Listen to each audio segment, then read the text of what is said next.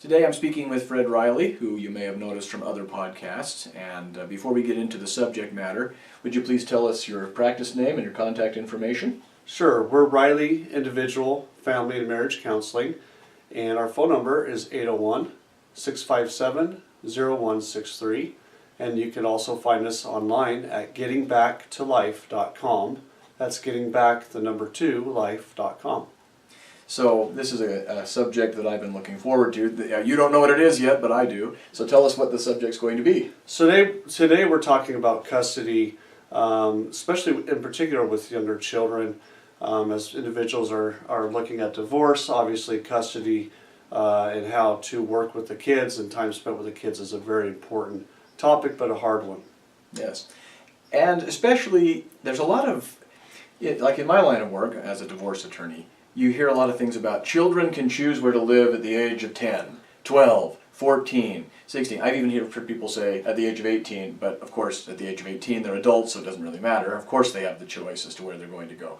And so I hear things, and you probably hear a lot of things too, especially on the psychological side of things, as to what's best for children. And there's a lot of things going around that, correct me if I'm wrong, but the opinion has changed in the last couple of decades as to what people may have believed and done 20 years ago. Oh yes, definitely. There's a lot of new research out that is indicating that we need to be more aware of certain things, especially with the younger children in terms of time spent with primary caregivers and secondary caregivers. And when you hear about new research, some people would go, oh yeah, just wait and the research will change and you can find research that'll suit whatever you want. But my understanding, correct me if I'm wrong, because I'd rather that I be corrected than you just go along with whatever I say, is that they've taken the research, or at least the opinions and the studies that have taken place in the past, and actually studied them again and subjected them to more rigorous standards to see if they really held up. So when we talk about new research, we're not talking about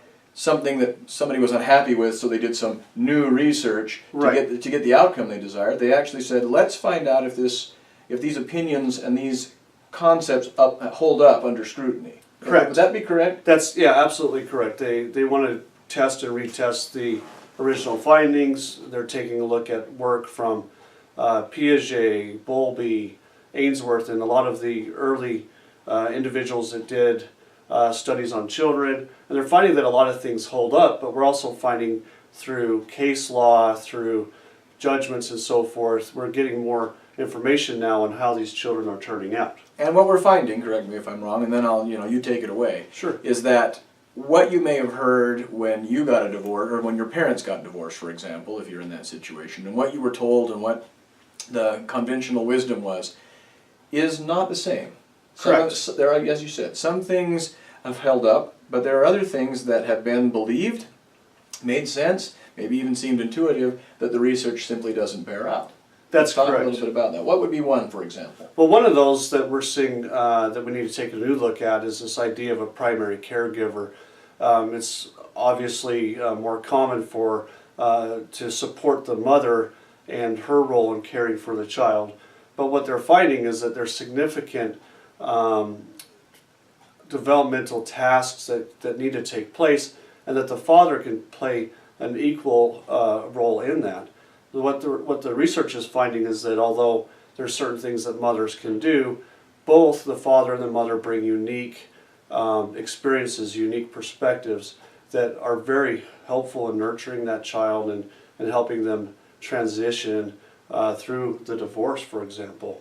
The child does usually have a primary caregiver, but they're able to develop multiple attachments, but usually with the mother and the father. And so, it's not a perfect analogy, but C.S. Lewis talked about, which part of the scissors is most important. And no one ever asked that question. Right. Scissors consist of two blades that are working together. Now, that's not exactly analogous, because you really could say, well, apart, the scissors really can't do very well. Correct. They must work together. But still, you can say, and correct me if I'm wrong, you've got the mother who may be, and especially in Utah, where we got where there's a lot of family-friendly policies and a lot of family-friendly religious beliefs. So the mother may be spending more time with the kids, may spend more time serving the children's needs, Right. or at least personal day-to-day needs. But that does not mean that a father is, even if he may be the secondary caregiver, means that he can simply be shunted to the side and say, well, you can come and spend a few weekends with your kids so that you don't lose touch with them. Correct. Yeah, what we're finding is that frequency, especially we're talking like age 2, 3 and under, that transitions, it used to be thought that transitions were problematic. And going back to the scissor analogy, the idea is that both parts play an important role and that kids seem to do really well with those transitions. Once those transitions are familiar, they can benefit from access to both sides of the scissors, if you will. So the idea that children need a home base and Right. that they should rarely move from that home base, and the idea behind the every other weekend you Right. hear about a lot, just doesn't hold much water. It doesn't until you get into older ages, maybe 7 or 8, where children can better manage time and understand what the concept of time. But early on, the studies are starting to show that every couple days, okay, children do really well with that. They are able to establish familiarities with the different routines and look forward to those. And also one of the things we actually need to talk about is that time away from the caregiver, whether it be the father or whether it be the mother, the children start to exhibit signs of poor attachment in terms of anger, anxiety, resentment, those types of things. We think that we're giving them more of a consistent place, but what we're doing is with those longer distances between transitions, we're kind of introducing them to this strange situation, which studies are showing, you know what, we don't need to make father or mother a stranger.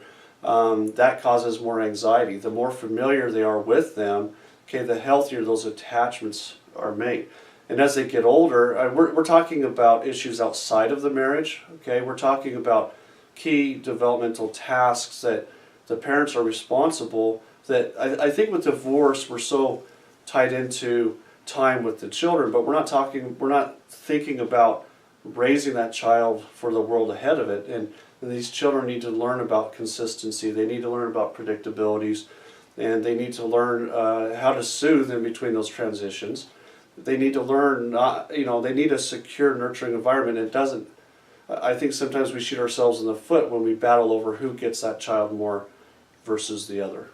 And I just thought of a better analogy and wanted Okay. to, it would be one thing, I might say, if you and I are close friends or relatives, and then you move overseas or something like that, if I were to write you a letter every couple of weeks, Right. but it was 5 pages long. Okay. So I made sure that I was really spending a lot of time every 2 weeks to kind of catch you up, Right. as opposed to just friending you on Facebook or sending you a short, maybe 1 paragraph email from time to time. Which would you prefer? Now I can say for myself, I wouldn't want to hear from you every hour of every day. No.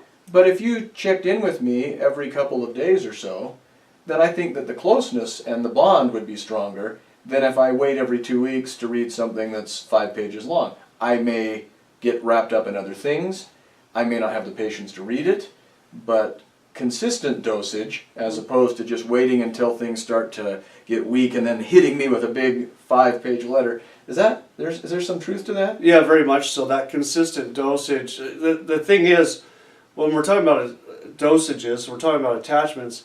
Attachment is a genetically driven phenomenon, and so our child's going to make that attachment somewhere, and we might as well put aside our differences if we can to allow that child to formulate that attachment, that bond with that male or female role model, even though we may not like each other.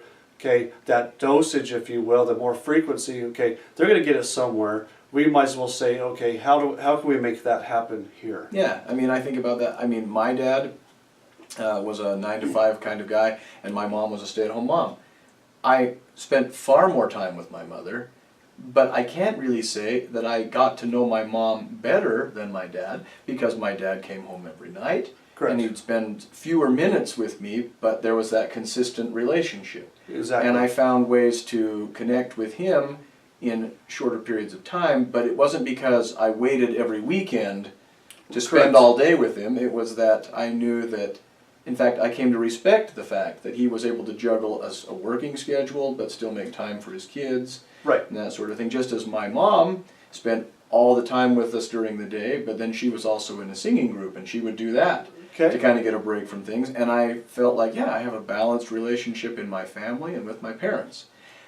As an attorney, sometimes I have to wonder why it is that when we can have that relationship between kids be more consistent and frequent with both parents, even if it may not be equal amounts of time, although I'm not against equal amounts of time. Okay. It's not like I see anything inherently wrong with that. Okay.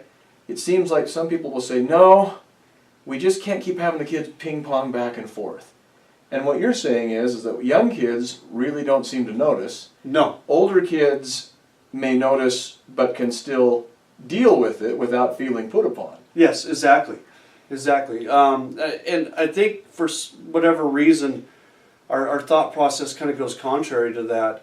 But I think as these kids grow up, what they'll find is that they'll appreciate that shared time. As a matter of fact, kids are very sensitive to these arguments, these conflicts and so forth. And what studies show is that smooth transition, minus the conflicts, okay, allows children to formulate very good, healthy relationships in the future, but also it helps them manage their anxiety better. The transitions themselves are not the problem, okay? It's the conflict or the arguments or the battling between those transitions or about those transitions that causes the anxiety.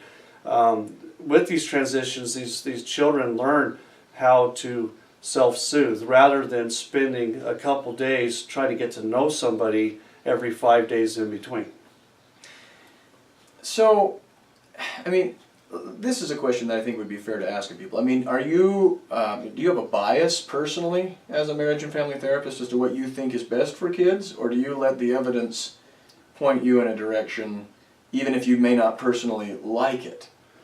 You know, I don't know that I guess I have more of a bias towards shared time, and that's just because a lot of the work I did in college and that I see here in the office is based upon attachments. And so I think I do the best I can to, obviously there are times where I worry about maybe one parent or the other, but I also see great value in making sure that parents have as equal access as possible. For the benefit of the parents? No, for the benefits of, for the benefit of the child. No, don't be sorry, and that's the thing, is I think some people feel like there may be this, oh, well, it's not about the parents, it's about the kids. And I think what's interesting is that, well, this is one of those situations where more time with the parents, which usually makes parents happy, Yes, actually makes the kids happier too. definitely. It makes them happy. It gives them a consistent world. I think when we think about transition, maybe that's more of us thinking as adults that that's inconsistent, okay? But we got to think about the children, and they can handle that transition pretty well. They're working on things like object permanence and object consistency, or consistency is what or constancy, sorry, object constancy. And the idea is that they need to learn and trust that these people, important figures, will reappear back in their life within a relatively decent amount of time. And one last question, I mean, Yes. do the parents end up being better parents when they have more consistent contact with their kids? Definitely. They establish those routines as well. I've visited with a lot of parents who have split custody, and what happens is they find that they're trying to reestablish routines with these children. They're trying to undo the damages, so to speak, that they find in terms of fault with the other caretakers. And when we have those transitions, okay, those kids get used to what's going on in your particular home. And if we have long bouts of time in between, we are spending a lot of that time band-aiding or healing or what have you, versus, especially again, we're talking early ages, okay, having our routine, not worrying so much about what the other person's doing, because your child's going to adapt to what that other parent's doing. I think so often, and it makes parenting easier rather than trying to fix and undo and reteach. Okay, these children adjust to those different environments.